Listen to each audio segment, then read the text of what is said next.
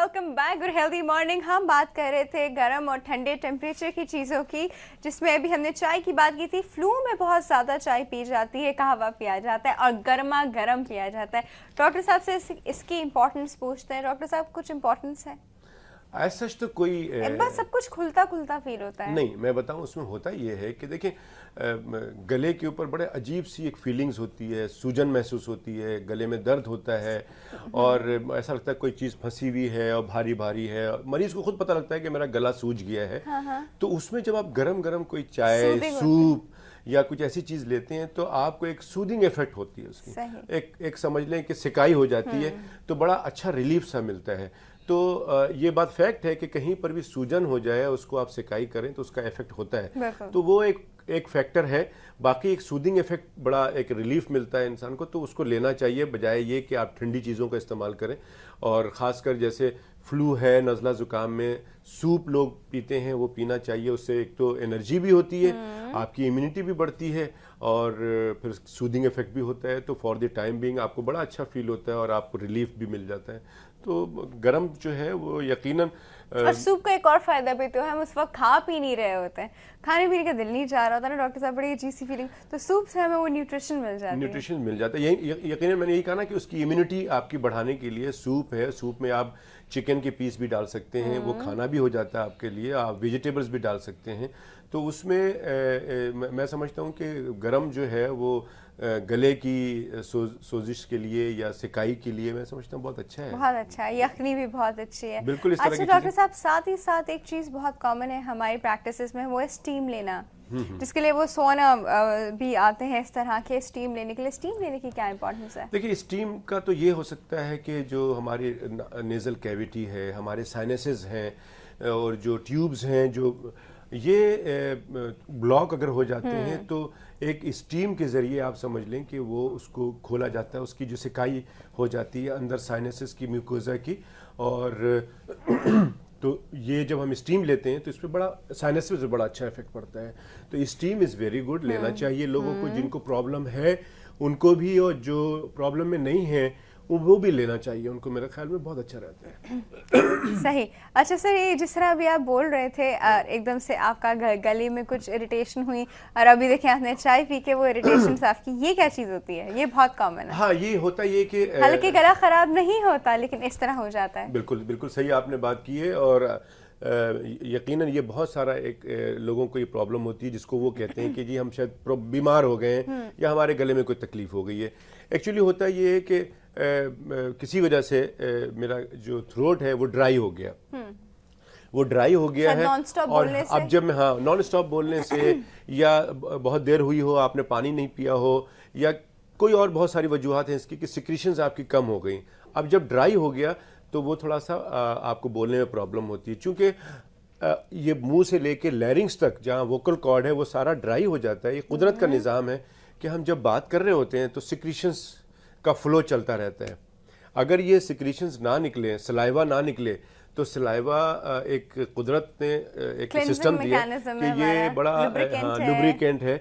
तो आपका ज़बान चलता रहता है, आपके नीचे सारे म्यूकोजा जो हैं उसकी सिक्रीशंस होती हैं, वो चलती रहती हैं, तो आप बोलते रहते हैं, आपका ज़बान जो है वो लड़खड़ाता नहीं है। लेकिन इसमें ज़रा सा भी ड्राइनेस हो जाए तो आप बात नहीं कर पाएंगे, जैसे मैं अभी। और सर वो ये भी होता है, लोग अब देखिए सर, मुझे भी शुरू हो गया, वो कहते हैं लोग सर ज़बान चिपक रही है। वैसे ये छूत की बीमारी नहीं है, लगने वाली बीमारी नहीं है। सही है। सर अब एक कॉल है, ले लेते हैं। अस्सलाम वालेकुम।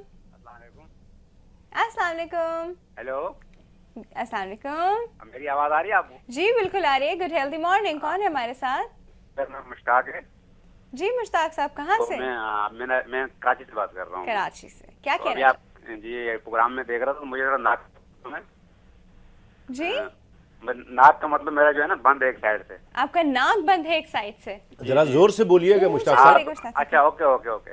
तो ये है ना कि वो अब मैं हमारे घर में तकरीबन सबके साथ यही मसला है जो मेल हैं। तो मेरे छोटे 2 भाइयों का ऑपरेशन हो चुका है। तो मैं जो है ना डर की वजह से नहीं करवा रहा ऑपरेशन। बात आपको सीधी बताऊं मैं। नहीं तो ऑपरेशन क्यों कराना चाहते हैं आप? नहीं, मसला बिल्कुल बंद है ना वो। मैं वो आपको क्या बताऊं, बस रात को जो है ना ऐसे पाइप लगा के नाक में ना फिर सांस लेनी पड़ती है, वरना मैं सांस नहीं ले सकता मैं। दोनों तरफ से बंद है कि एक तरफ से बंद है? दोनों साइड से। दोनों साइड से बंद है। और आपके दो भाइयों का किस चीज का ऑपरेशन हुआ है? उनका भी यही मसला था, तो उनका भी जो है ना मुझसे छोटे थे वो, तो उनका भी ऑपरेशन हुआ था, लेकिन वो अब इत्तेफाक की बात है कि दोनों के ऑपरेशन की वजह से दोनों टाइम में उनके साथ था, तो वहाँ मेरे सामने कहीं डेड बॉडियाँ ऐसी गई, तो वो डर मेरे दिल में बैठा हुआ है ना। मैं जो है ना अब करवा नहीं रहे बात, आपको सीधी बताऊं मैं, वजह सारी है। मुश्ताक साहब, दो बातें बहुत इंपॉर्टेंट है। एक तो ये है कि देखिए, अगर आप को वाकई नाक की कोई रुकावट है और रुकावट मैकेनिकल है, मैकेनिकल से मेरी मुराद ये है कि नाक की हड्डी बड़ी हुई है और वो आपके पैसेज को रोक रहा है सांस लेने में, तो उसका ऑपरेशन करना ज़रूरी है। चूँकि मैंने देखा नहीं है आपको, लेकिन मैं वो बातें बता रहा हूँ जिसमें ऑपरेशन करना ज़रूरी है।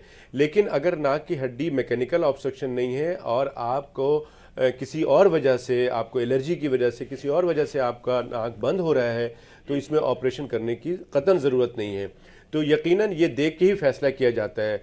आप किसी भी ईएनटी की डॉक्टर को दिखा दें, अगर उन्होंने आपको एडवाइस किया हुआ है या आपको करते हैं कि आपका हल जो है वो सिर्फ सर्जरी है, तो आप यकीन करें सर्जरी में कोई डरने की बात नहीं है।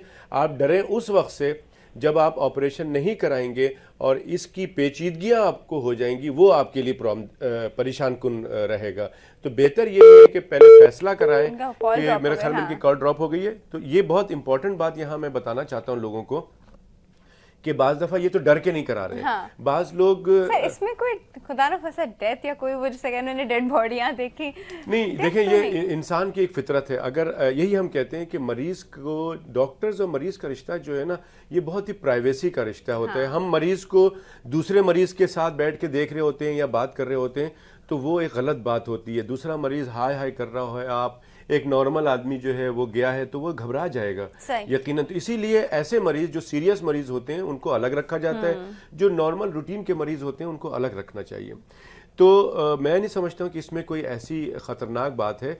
और देखें, बेहोशी दी जाती है किसी को भी, किसी मकसद के लिए भी, तो बेहोशी के लिए कोई भी प्रॉब्लम हो सकती है।